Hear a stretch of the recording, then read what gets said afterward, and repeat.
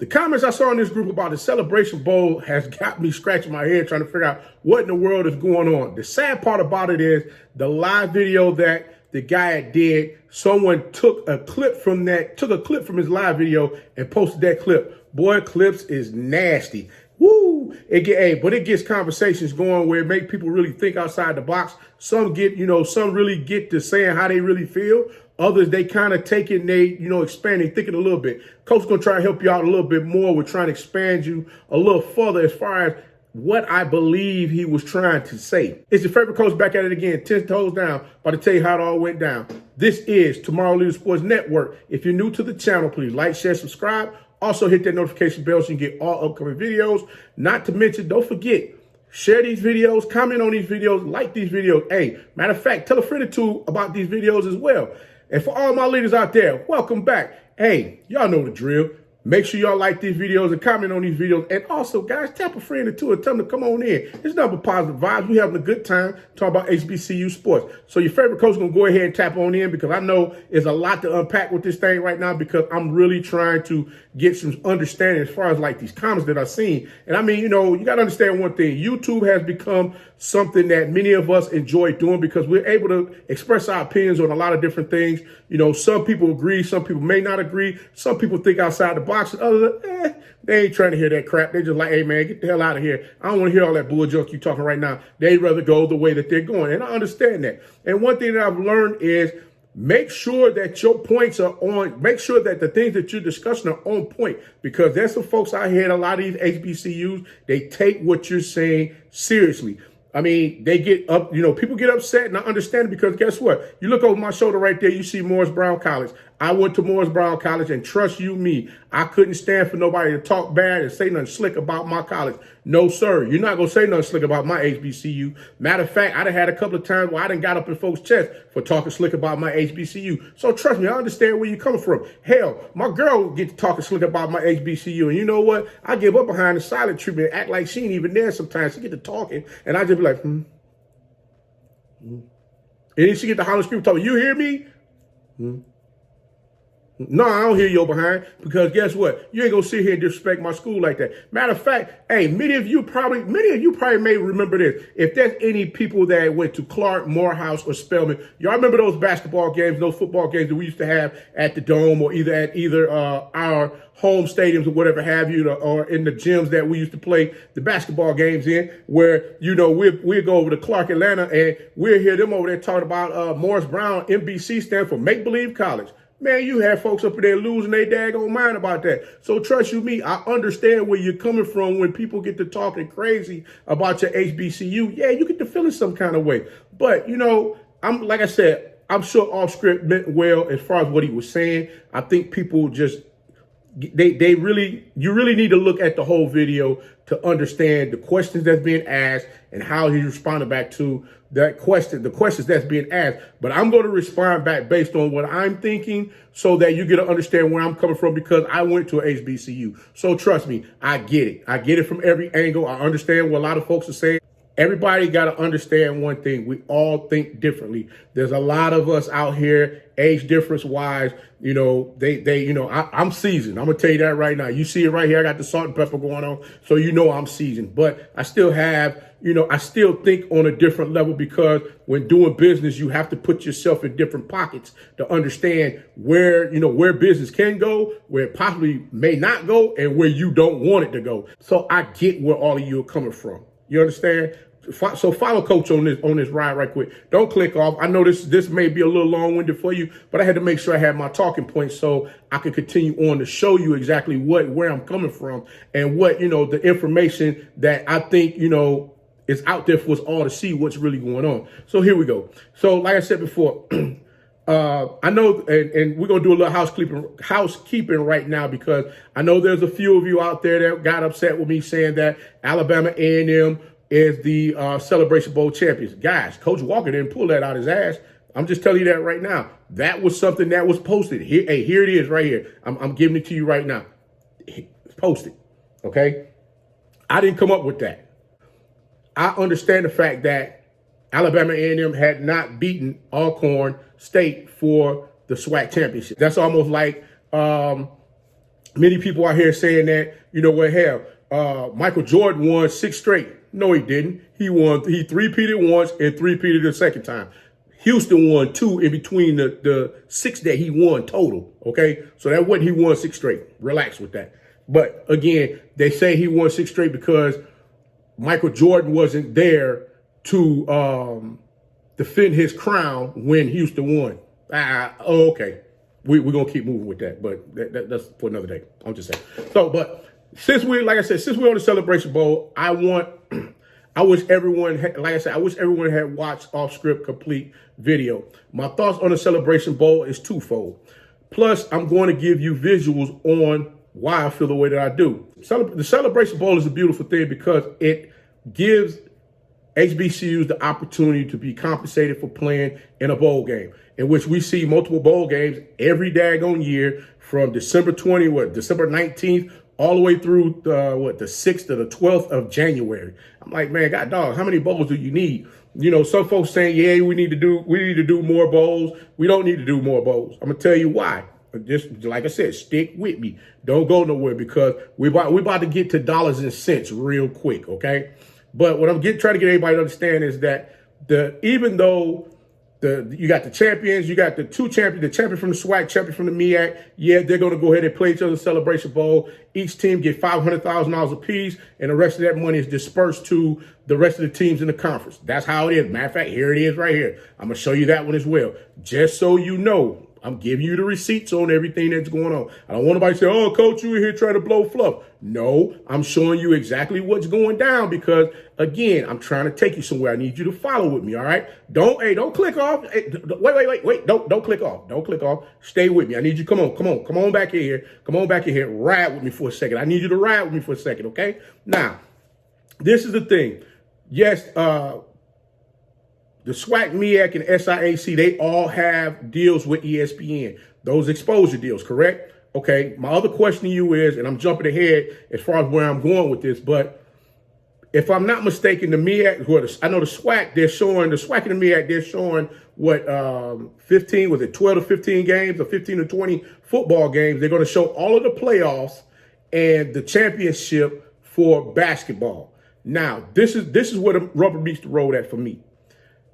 You have all of these other games that are being played by the SWAC and the MEAC, correct? And the SIAC, right? I'm throwing them in there. The SIAC is Division II, but I'm throwing them in there as well because they have a contract with ESPN also, right? Now, my question is, if you're only showing like a handful of games, and I say a handful of games because look at all of these teams that's in all these 3 different conferences that are out there. No, I did not include the CIAA. I have not forgotten about them. I did not include them because they have something else going on. I believe they have a TV deal with Aspire, if I'm not mistaken. If I'm incorrect, please, someone that's with the CIAA conference, please hit me up and let me know. But if I'm not mistaken, I believe they have a deal with Aspire. I could be wrong, but last time I checked, games was being showed on Aspire or it was a different channel. So don't shoot the messenger on that one. Like I said, I'm already saying I could be wrong. So just ride with me. Don't go nowhere. Wait. Don't click that. Don't click that. Stay right here. Now, what I'm trying to get you to understand is with those handful of games that they're going to show on ESPN, on the ESPN network, what about the rest of the games out there?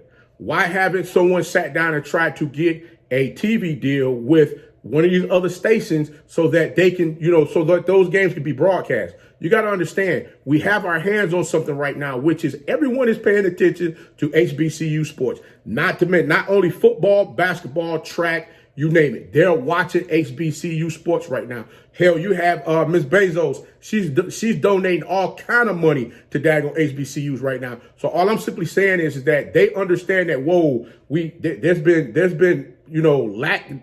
has been these HBCUs have not been given their just due, or they're not financially being taken care of in the manner in which they're supposed to. Why is all this money being sent over here to PWIs and everywhere else? All I'm simply saying to everyone is that, hey, it's time to open your eyes and see what's going on here. And it's not, when it comes down to the Celebration Bowl, and I'm still on that, don't go nowhere, I'm still there. Listen, what I'm trying to get everyone to say, what I'm trying to get everybody to understand is this. Those games that are being shown, if we don't have a TV deal, if we don't have a TV deal with somebody, excuse me, not TV deal, media rights deal. What I mean by that is that when something is shown, as far as like one of those games is shown on somebody else's channel or something like that, guess what? You're getting a check cut back. Matter of fact, here it is right here. I got another one for you right here. We talk about sports media rights, current TV deals, and what's on the horizon. I clipped the daggone article just so you can see the beginning portion of it, so you can get an understanding of where I'm at thinking mentally as far as with this, because there's more money on the table. And I think that's where Off Script was going from an FCS standpoint. Now, really, you have to have deep pockets to go. You have to have some deep pockets to jump in that FCS, because, yeah, they give you a little piece of money back on the back end. I'm going to show you, I believe I have a snippet of that as well, as far as how the breakdown goes for that. But the thing is, a lot of these people, where they looking at long term, they're looking at the logistics side of it, where they're able to host these games and make the money. You're given an opportunity to host a game. You're given an opportunity to host the games all the way through. If you make it all the way through until when the championship game is played, you can continue to keep hosting the games. Hell, we did that. I set that up in my football league for them to do that years ago. And I'm sitting here saying to myself now, like, Dad, HBCU got their hands on something. Why don't they do something to put things in perspective of how they can generate more revenue off of their product. Understand one thing. When you go into a Walmart or a Sam's Club, guess what? You're looking for a particular product. If that product ain't in there, guess what? You're walking right back out the store. Look at the HBCU sports as like it's a big business. And right now we have everyone's eyes looking to see exactly what we're going to do. Yeah, FCS looks great. Yeah, you might get a bigger payday, and you might be able to host some playoff games. But man, if you don't have the financial stability to do it, not to mention all of that cost that's hitting you in the head, if you got to travel, man, that's a problem, man. That's a big problem. So from that standpoint, I get it monetarily, but from the standpoint of these young men, young women getting additional eyes on them, getting that exposure, which is what many of them are looking forward to having. Yes, it makes sense for you to do that. If you hear I say we, I am a part of a HBCU, so I'm going to say we, damn it, and understand that's exactly where I'm coming from. I'm a part of hell. I still owe money in my damn HBCU. So heck yeah, I'm going to say we. But what I'm trying to get you to understand is this. If you sit down and look at the dynamics of everything that's going on right now, everyone pulled together and we just think outside the box. Do you know how much money's sitting on the table? You don't? Oh, okay. Well, let me tell you about this one here. Hold on. I got one for you right here. I'm going to tell you, this is going to really blow your mind. You kept hearing me talk about the Big Ten, right? Okay. The Big Ten stood to lose over $700 million last fall had they not played. That's how much money they stood to lose. Tell me this. How much money did HBCUs lose because they didn't play in the fall because of the pandemic? You can't tell me we don't have just as good a product as a Big Ten, SEC, ACC. I'm gonna keep it a buck with you. I'm gonna call it the way I see it. I say that we do. I say those young men and young women to get out there and compete every week. I think they are just as damn good as those other kids in those other conferences.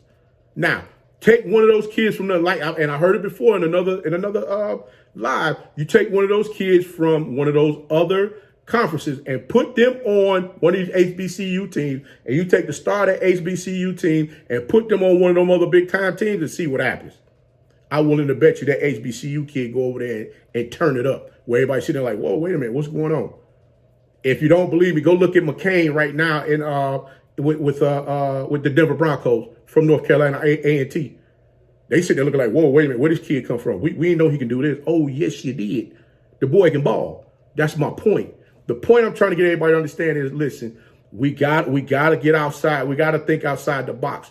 The days of having fish fries, doing call-a-thons, doing mail-a-thons, doing the snail mail, all of these different things that we used to do for us to, make what little monies we could make to possibly help with the building fund or help with, manicuring, the grass or whatever have you out there at the campuses, the cleanup or whatever have you. Those days, we got to think differently. We can't do that no more. We got to step outside the box. It's time we get people that's going into these companies making these deals, making sure that these folks, these HBCUs are able to sit down at the table. No, we don't have to go sit at somebody else's table. I saw that comment too. Why we got to go sit at their table? They don't want us at their table. Guess what? There's a lot of them that want to come to our table. So are you going to kick them away from our table? I don't think so. I think you're going to let them sit down at the table. You might tell them, hey, you got to scoot back a little bit. You can't sit up as close to the table, but you're going to still let them come sit down at the table, right? The Celebration Bowl has its place with HBCUs. I get it. But in the long run, what's the grand scheme of things here? Because I'm going to tell you right now, looking at how Coach Prime and Coach Maynard right now are building, and even with that Southern team over there, Southern still got a whipstick over there as well. And there's a couple other teams that are building on the low. What's going to happen when these teams start building up these programs that's big enough for them to go play in a daggone, not necessarily a FCS, but a FBS? What happens then? Right now, we have an opportunity to take advantage of something, and we need to do just that. We need to quit complaining and move forward. Stop poking the bear, poking the finger, talking about, oh, you don't know what the hell you talking about. You didn't go to HBCU. Man, there's plenty of folks that went to HBCU and they still don't know what the hell they talking about, especially when it come to this stuff, because they ain't really paying attention to it. All they really concerned about is going to the games, getting drunk, seeing who they can see that they didn't get to see last year homecoming, and, you know, trying to go ahead, spark up some old vibes that they did get to spark up when they was on campus together. Come on, bro. I went to HBCU. I know how the homecomings go. I'm going to call it right now. So ladies, don't get mad if your husband went to HBCU. Black men don't cheat. I'm just saying, you know, don't pay me no mind. But I'm just saying. This is the thing. We got to get to the point where we're looking at business, okay? That's all I'm saying. Business is business. It's just like when you go into McDonald's. Where's the fry machine at? The fry machine is on the left-hand side. You'll never see the fry machine on the right-hand side. You're always going to see the ice cream machine on the right-hand side.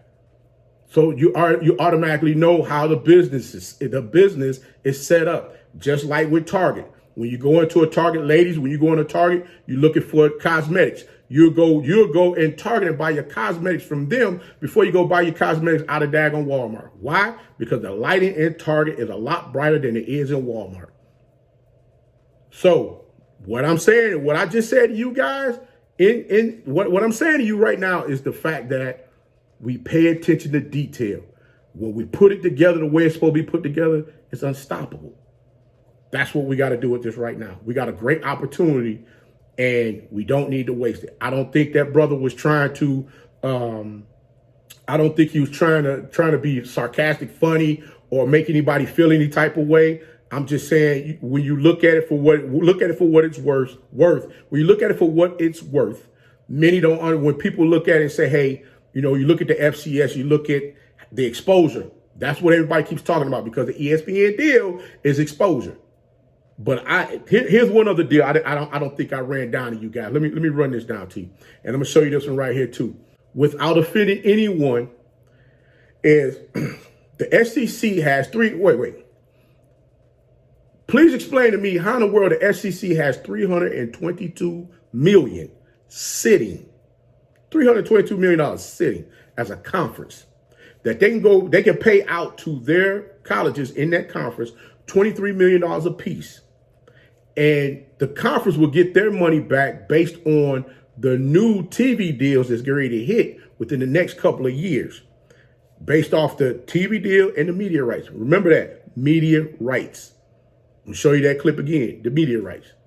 I'm just saying, guys, there's money out there. There's money out there to be made. We got to get out of the habit of looking at you know, the ground. We got to get out of the habit of looking at the landscape of trying to figure out, okay, we can't do this because of that. No, we can't do it. We need to go into offices, set up the proposals, and make the deals. We the people, all of us that's talking about HBCU sports right now, all of us that's talking about HBCU sports right now, all of you that love to watch HBCU sports right now and have been watching it for years, it's high time y'all behinds get with these folks and let them know, hey, listen, y'all need to find a way for us to get some media rights. And daggone, if you got to pay for the channel so you can go ahead and watch the daggone channel and let that money flourish back to these HBCU colleges and universities. Why not? Why not? Why not do it that way instead of, you know, somebody telling you, hey, man, why don't you go ahead and contribute $17.65 a month, which that was the year that your HBCU may have been established. You're sending $17.65 a month back to the university or the college so that, that can help with the building fund. You get what I'm saying? Come on, man. You can go pay that $25 a month to get HBCU channel. You getting all the daggone games.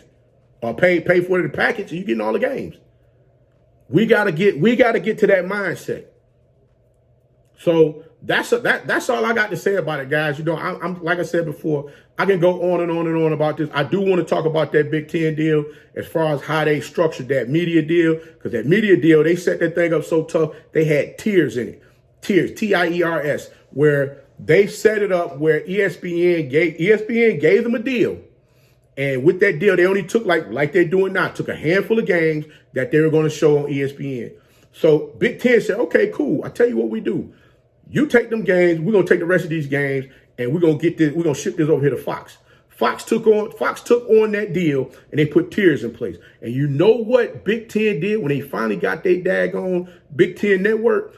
They put games on the network that weren't Big Ten teams to fill in the slots of games that they didn't have. So what they were doing was they would say, for instance, you got somebody out on the West Coast that want to see like USC or somebody like that. Better yet, see another HBCU game. Guess what they did? They put that game in the daggone Big Ten network for them to watch it. And guess what them folks was doing? They was paying out for it. They were paying out for it. Michigan made, not Michigan, but the Big Ten network, I think they got paid out like some $32 million per school. Not 30, was it 30? Yeah, $30-something million per school, man. So you can't tell me that the money's not there.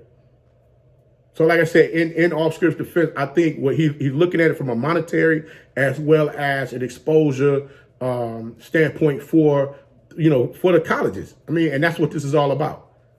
We want to make sure right now we have the upper hand where we're getting these 3, 4, 5-star recruits to come into these HBCUs. We got to continue to keep moving forward and we can't get stagnant. We can't, because if we do, guess what? We lose. So I think I've said enough. I've been at this now, probably for the past couple of hours. So like I said, I already dropped off one video. Y'all probably gonna get 2 or 3 more tomorrow. Coaches on the road. I'm trying to push this content out to y'all because, like I said, there's a lot that's going on, and I just want you guys to be mindful of what's happening. But until next time, guys, if you like the content, please like, share, subscribe. Also, you can follow us on social media. The links are listed down below in the description. And remember, be the one and lead.